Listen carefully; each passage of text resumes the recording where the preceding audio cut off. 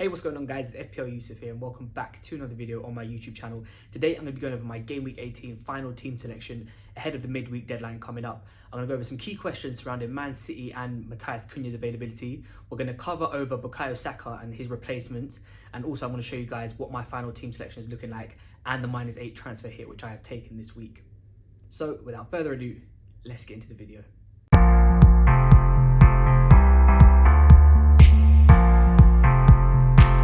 Okay, welcome back guys. Thank you so much for being here with me today on my YouTube channel for another video. Before we get into this one, if you wouldn't mind dropping it a thumbs up and subscribing down below, it would be greatly appreciated. Okay, so we are back with the final team selection video ahead of Game Week 18.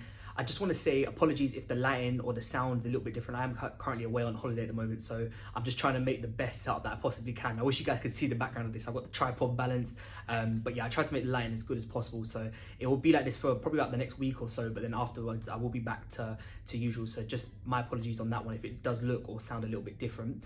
But today I'm going to be going over, like I said, my whole Game Week 18 final team selection. I'm going to go over some key questions to start off with first, just to cover a few topics that I've seen sort of pop up on Twitter and just around the community at the moment about what to do with sort of like the Man City players, but also Matheus Cunha's availability. So let's start with Cunha first. Now, at the time of me recording it, it's currently Wednesday morning as I'm recording this video, and I still actually to this day haven't heard anything about it yet. So I just have to go off the assumption that he's going to be available for this Man United game. Now, if you watched my transfer targets video, you would have known that he was somebody that I was looking to get rid of. However, after watching Man United play Bournemouth on the weekend, I kind of decided to just keep a hold of him for now, and I've ended up getting rid of João Pedro, which I'm going to cover later on in the video when I show you guys my transfers. But like I said, at the time of recording, we haven't actually heard anything about his ban. So I think for the time being, if you've got Matheus Cunha and you have other fires to put out, I would say just hold tight for now. It's a good fixture. They're at home to Manchester United. Wolves under their new manager look like a different team. They look very good going forward. Cunha just a bonus points magnet as well. He only got a goal and yet still finished top of the bonus points, so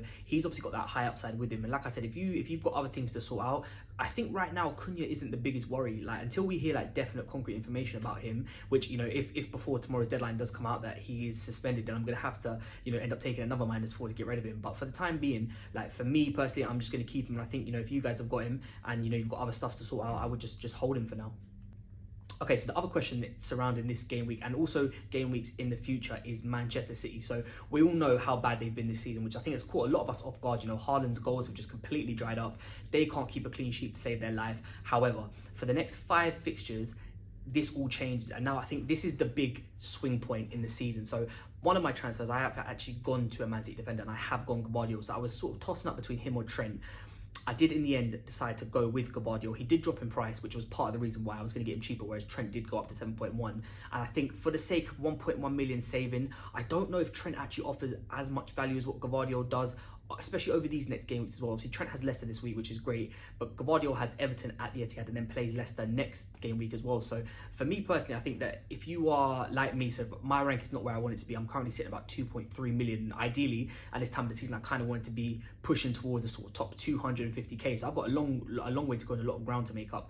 But for me, Gvardiol over these next few fixtures, I'm hoping that we're going to see clean sheets, but also attacking returns as well. Because out of everyone, including all their midfielders, all that like Haaland up front, he actually looks like the most likely to actually consistently get a run of attacking returns. So yeah, I've gone for Gvardiol. I think if you're looking at Erling Haaland, with Saka's injury, there is money that's going to free up. I think you have to be a certain type of manager to want to go for him, because obviously he is not, Man City aren't playing well, but he's not playing well either. His expected goal numbers are low. However, with the run of fixtures they've got coming up, they've got the likes of Everton, West Ham, Leicester, Brentford, Ipswich. They've got very good fixtures on paper, which they could score goals in. So I don't think there's anything wrong with going for Erling Haaland. If you're going to downgrade Bukayo Saka, and we're going to come on to his replacements in the next section, but if you are going to downgrade Bukayo Saka and free up some money, there are definitely worse options you could go for. Haaland is... He's still one of the best strikers in the league, despite the run of form that he's on at the moment.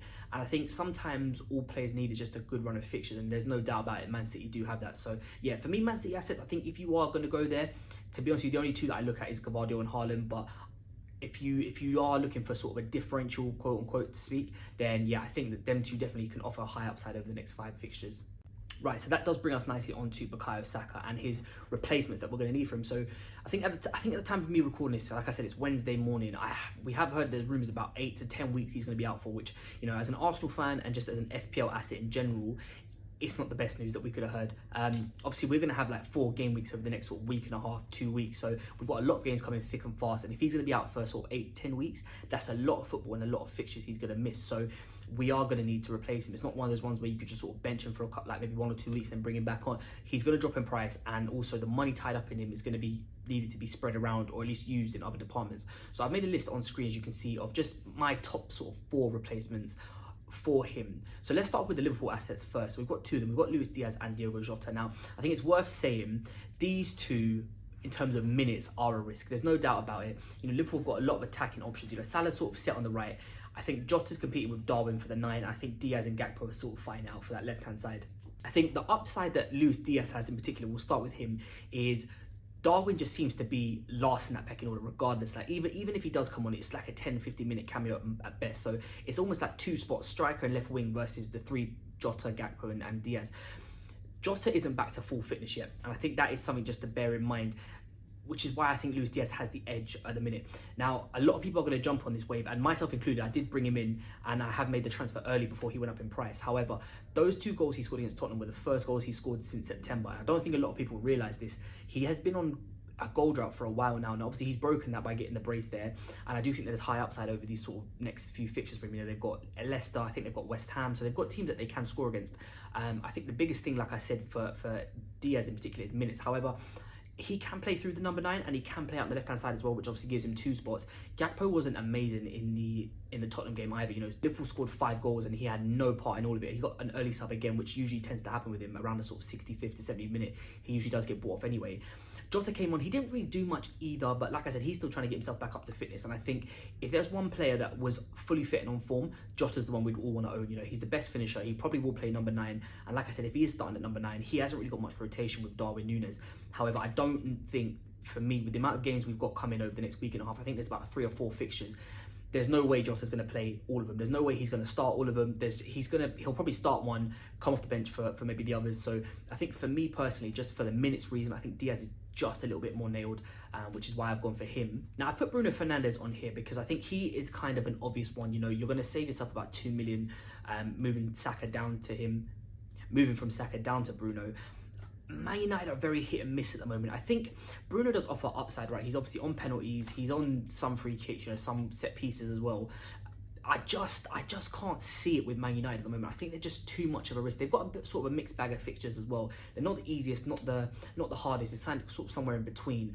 I just don't know if I like the consistency from Bruno Fernandes, which is kind of why I'd probably look to stay away from him. I have put him on the list because obviously he does bring up somewhat decent numbers and obviously is sort of integral to kind of what Man United are doing. But I would just be a little bit hesitant if you were looking to sort of bring Bruno in for Bukayo Saka.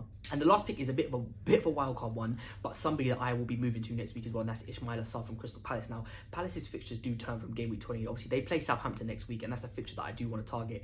He looks very good. He's very good for minutes.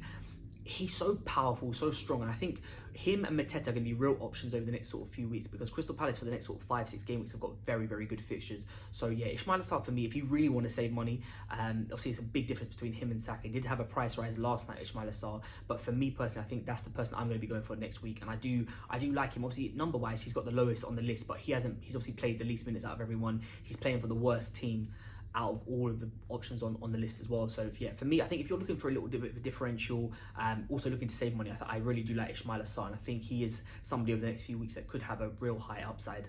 Right, so onto my team. This is how I'm currently lining up for game week 18. We'll start off in defence. We've got both the Arsenal boys, Timber and Raya. Again, I'm hoping for another clean sheet. You'd like to think that Ipswich at home, Arsenal should have that in the bag. However, it just seems to be, since I've owned the double Arsenal defence, that they just concede silly goals. Their XG numbers are so low, and defensively wise, they're doing everything right, but there's just always just a lapse in concentration. There's just something that just doesn't let them get it. So I'm hoping that this week is going to be the week that they do manage to keep a clean sheet.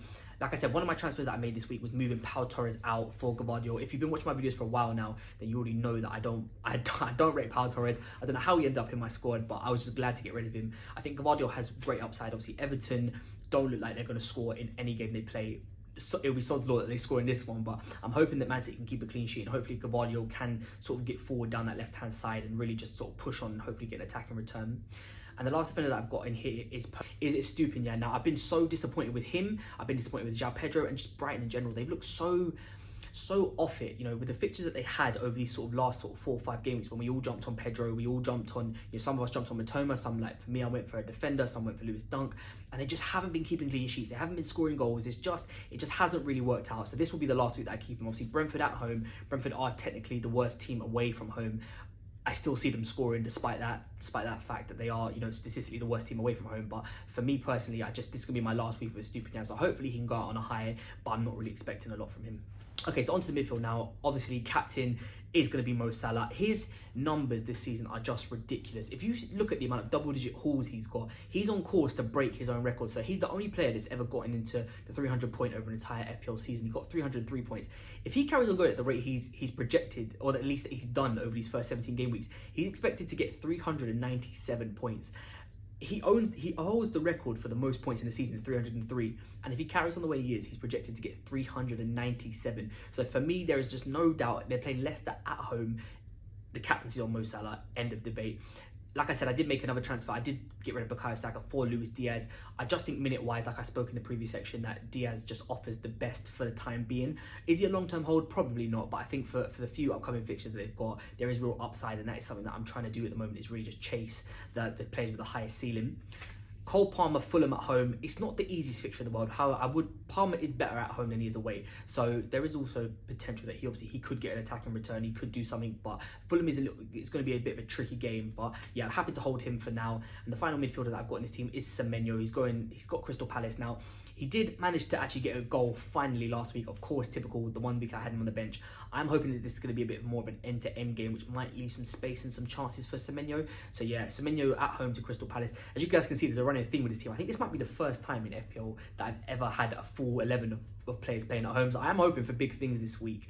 But onto the forwards now. Now, the last transfer that I did make in this team to make it at -8, I did get rid of João Pedro, and I have brought in Gabriel Jesus. Now, again, like I said, with Luis Diaz, I am chasing the upside. I'm looking for someone who's on form, who's got a high ceiling. Arsenal are playing against an Ipswich team, which I genuinely could see Arsenal scoring 4 or 5 goals. And as long as Jesus is playing through the middle, then, you know, he's got 5 goals in his last 2 games across all competitions. Now, I don't think Jesus is a long-term hold, but at least for the time being, I think the upside really is there with him and with Arsenal at the moment. So yeah, Jesus starting up front for me and was my -8 transfer coming in this week. Nicholas Jackson at home to Fulham. Same thing with Cole Palmer. He's been a little bit disappointing, and he's somebody that at some stage I think I'm going to move out. He's good, but he just misses some chances that I feel like he should be taking. But you know, Fulham, it will be a test for him, but there's no reason why Chelsea can't score against them. You know, they are playing really well this season, and their numbers are good going forward. So yeah, fingers crossed he can get an attacking return. And the last player up front, obviously for me, is someone I spoke about earlier, and that's Matheus Cunha.